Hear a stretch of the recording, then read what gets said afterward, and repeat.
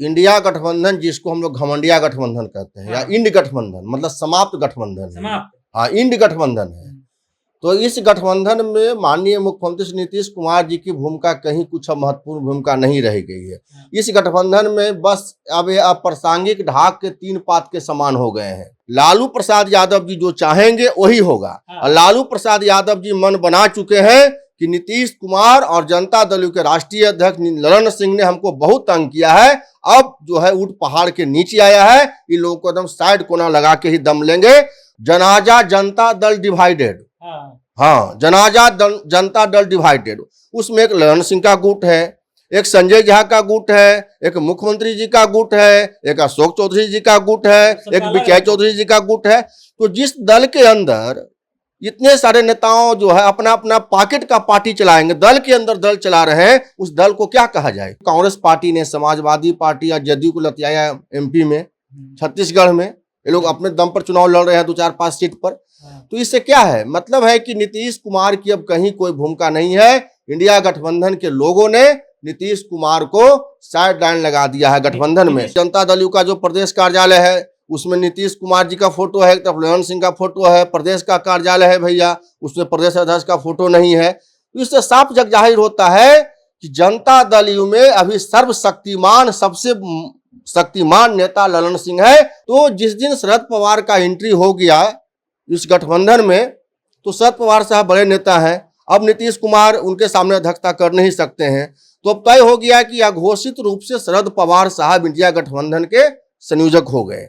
तो नीतीश कुमार लास्ट से हट गए, उस अब इनका कहीं कोई भूमिका नहीं है। बिहार तो भैया ठीक ही नहीं है, बिहार में पार्टी तो बर्बाद हो रही है। यूपी की बात क्या करते हैं, अरे भाई बिहार की जनता ने 18 साल तक नीतीश कुमार को मुख्यमंत्री बना के रखा बिहार का, इनको 18 साल तक समय दिया। जो व्यक्ति 18 साल में अपनी पार्टी का विस्तार बिहार से बाहर नहीं कर पाए, अपने पार्टी का नहीं बढ़ा पाए, अब इस पार्टी जब समाप्त होने कगार पर है, नीतीश कुमार की उम्र भी राजनीतिक रूप से अब एक थकान पर पहुंच चुका है, अब इस पार्टी का क्या भविष्य है जी, जो पार्टी बर्बाद हो चुकी है। नहीं, वर्तमान परिस्थिति जो इंडिया गठबंधन की है, इसमें लगातार लोग जो जुट रहे थे वो टूटते हुए नजर आ रहे थे। इसी बीच जो बिहार से बिगुल फूके थे नीतीश कुमार, उनका क्या रोल होने वाला है इंडिया गठबंधन में, पूरा खटपट चल रहा है। अभी हमारे साथ हैं आरएलजेडी के प्रदेश युवा प्रकोष्ठ के प्रदेश अध्यक्ष हिमांशु पटेल जी।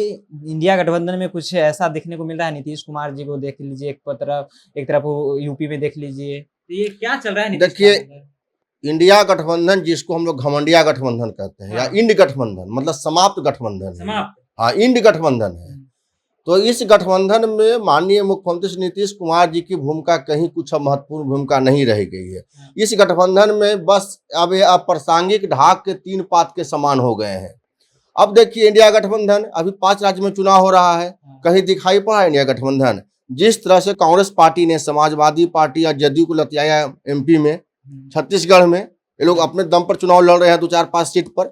तो इससे क्या है, मतलब है कि नीतीश कुमार की अब कहीं कोई भूमिका नहीं है। इंडिया गठबंधन के लोगों ने नीतीश कुमार को साइड लाइन लगा दिया है गठबंधन में। नीतीश कुमार तो ये भी कहते हैं ना कि एक छत के नीचे हम सब लोग को ला गए थे, आप लोग नीतीश कुमार को कहने से क्या होगा। अरे जिस दिन इंडिया गठबंधन का कोऑर्डिनेटर कमेटी बना था, जिस दिन 14 आदमी की कमेटी में, 14 दलों के प्रतिनिधि की कमेटी में शरद पवार साहब सीनियर नेता को उस कमेटी का मेंबर बना दिया गया, उसी दिन से उस कमेटी में नीतीश कुमार की भूमिका समाप्त हो गई। लाज के मारे, अपनी प्रतिष्ठा को छुपाने के लिए नीतीश जी ने कहा कि हम नहीं रहेंगे, नरेंद्र सिंह को रख लीजिए। तो जिस दिन शरद पवार का एंट्री हो गया इस गठबंधन में, तो शरद पवार साहब बड़े नेता हैं, अब नीतीश कुमार उनके सामने अध्यक्षता कर नहीं सकते हैं। तो अब तय हो गया कि अघोषित रूप से शरद पवार साहब इंडिया गठबंधन के संयोजक हो गए। तो नीतीश कुमार लास्ट से हट गए, अब इनका कहीं कोई भूमिका नहीं है, इनका कहीं कोई नोटिस नहीं ले रही है कांग्रेस पार्टी। और कांग्रेस पार्टी के बिना इस गठबंधन की परिकल्पना करना भी बेतुका बात है। आज से कुछ दिन पहले बिहार कांग्रेस कमेटी के पीछे में कार्यक्रम था, वहां पे नीतीश कुमार का तस्वीर लगा था, लालू यादव का था। लालू यादव पहुंचे, नीतीश कुमार ने पूछा क्या एक ही बात हम बोल रहे हैं कि इंडिया गठबंधन में लालू प्रसाद यादव जी जो चाहेंगे वही होगा। और लालू प्रसाद यादव जी मन बना चुके हैं कि नीतीश कुमार और जनता दल के राष्ट्रीय अध्यक्ष नरेंद्र सिंह ने हमको बहुत तंग किया है, अब जो है ऊंट पहाड़ के नीचे आया है, इन लोगों को एकदम साइड कोना लगा के ही दम लेंगे।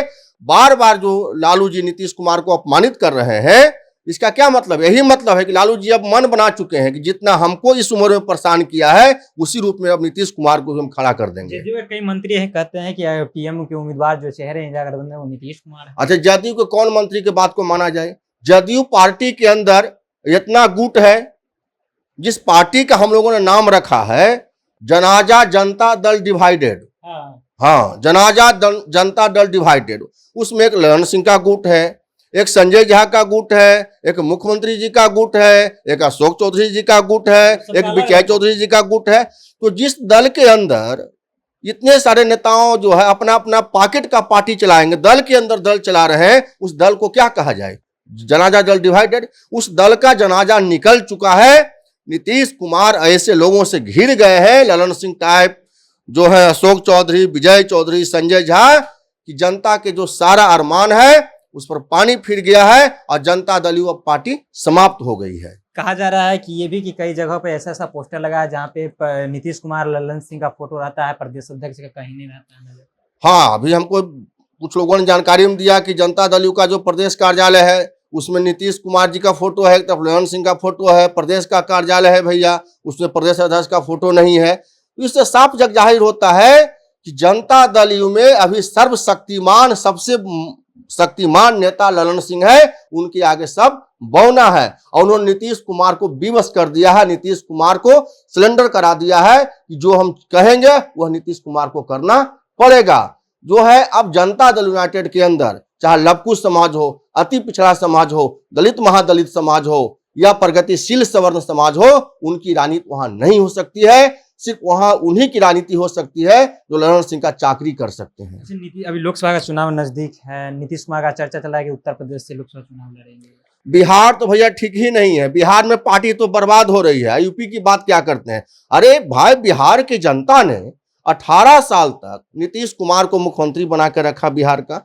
इनको 18 साल तक समय दिया। जो व्यक्ति 18 साल में अपनी पार्टी का विस्तार बिहार से बाहर नहीं कर पाए, अपने पार्टी का नहीं बढ़ा पाए, अब इस पार्टी जब समाप्त होने कगार पर है, नीतीश कुमार की उम्र भी राजनीतिक रूप से अब एक थकान पर पहुंच चुका है, अब इस पार्टी का क्या भविष्य है जी, जो पार्टी बर्बाद हो चुकी है। सब लोग तो कहते हैं कि विकास पुरुष है, विकास किए हैं, उस आधार पर चुनाव। हाँ, देखिए, इस पर हम नीतीश कुमार जी को कहते हैं कि लालू जी के विनाश राज, जंगल राज के खिलाफ इनको बिहार के लोगों ने इनको बिहार सौंपा।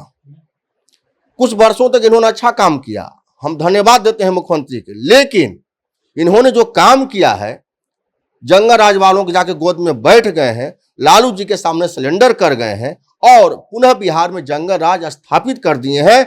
अब इनसे कोई किसी तरह का उम्मीद करना मतलब धोखा की बात होगा, धोखा मिलेगा बिहार। लोग तो कह रहे हैं कि जनता की राज, आप जंगल राज की बात कर रहे हैं। जनता की राज, रोज अपहरण, रोज मतलब जो है हत्याएं, रोज डकैती, रोज रेप, कैसा राज कहते हैं? अरे भाई, आरजेडी राष्ट्रीय जनता दल की जो संस्कृति है, जो कल्चर है, उस कल्चर में कैसे कोई कर सकता है जनता राज? ये जनता राज नहीं है, बिल्कुल ही जो है जनता का शोषण करने वाला राज्य है। चलिए, जनता राज नहीं बल्कि जनता का शोषण करने वाला राज्य है। आरएलजेडी के प्रदेश युवा प्रकोष्ठ के प्रदेश अध्यक्ष हिमांशु पटेल जी थे। इन्होंने तमाम बातों की अपनी जो जानकारी है, यानी कहीं तो साझा पूरी तौर से की है। इसमें आपका क्या प्रतिक्रिया है, कमेंट जरूर रखिएगा। आप देख रहे थे जनता जंक्शन, मेरा नाम ऋषि है।